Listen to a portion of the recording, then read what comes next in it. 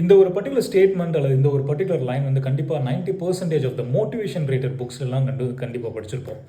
எந்தெந்த விஷயங்கள்லாம் உன்னுடைய கண்ட்ரோலில் இருக்கோ அதெல்லாம் நீ ஸ்டெப் எடு, ஆக்ஷன் எடு. எதெல்லாம் உன்னுடைய அவுட் ஆஃப் த கண்ட்ரோலில் இருக்கோ அதை அதோட போக்கில் விட்டுரு, ரொம்ப ஒரி பண்ணாத அப்படின்னு கேள்விப்பட்டிருந்துருவீங்க. பட் என்னைக்காச்சும் யோசிச்சுருந்துருக்கோமா, மாற்ற முடியாத சில விஷயங்கள் எதுக்காக நம்ம லைஃப்பில் திருப்பி திருப்பி வந்துக்கிட்டே இருக்குது அப்படின்ட்டு. நம்மளோட யூஸ்வலான பேட்டர்னில் நம்மளோட ஓன் ஸ்டைலில் வந்து சில விஷயங்கள்லாம் அப்ளை பண்ணி பார்த்துருந்துருப்போம். ஆனால் அது மாறவே மாறாது, சிக்கவே சிக்காது.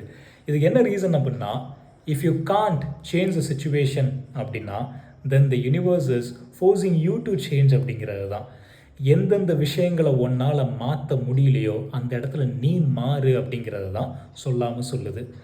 எய்தர் உன்னுடைய பெர்ஸ்பெக்டிவை மாற்று அல்லது உன்னுடைய திங்கிங் அல்காரிதமை மாற்று, திங்கிங் பேட்டர்னை மாற்று அப்படிங்கிறது தான்.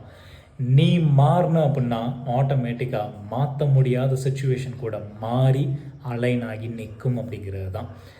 என்னதான் முட்டி மோதி தள்ளினாலும் அந்த கதவு திறக்கலை அப்படின்னா அது தள்ளக்கூடிய கதவு கிடையாது, இழுக்கிற கதவு. So don't push, instead pull.